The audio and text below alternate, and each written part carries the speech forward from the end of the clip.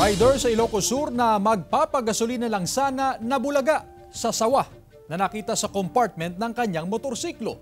Nakaalerto si Ivy Hernando. Viral ngayon sa social media ang video na ito kung saan makikitang isang sawa na nakasiksik sa compartment ng motorsiklo. Gumamit ng kahoy para matanggal ang sawa sa motorsiklo. May-ari ng motorsiklo ang 22 anyos na si Lloyd na taga San Juan, Ilocos Sur. Galing pa raw siya sa kanilang bahay at nagbiyahe patungo sa isang gasoline station. Kwento ni Lloyd, 3 beses na namatay ang makina ng motorsiklo. Nag-warning na po yung aking engine, hindi ko na pinapansin. Kaya tinuloy-tuloy ko na lang yung biyahe.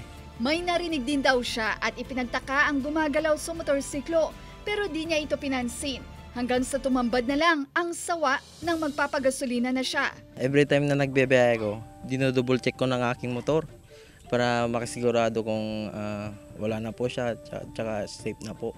Hindi raw kilala ni Lloyd ang humuli at kung saan dinala ang sawa. Sa RA 9147 ay kailangan na protektahan niya ng conserve ang mga wildlife natin para sa ating mga future generations. Ang mga sawa, malaki raw ang papel sa ecosystem, kaya dapat ibalik sa kanilang natural habitat. Kasama si Norman Raca, Ivy Hernando, 1 North Central Luzon.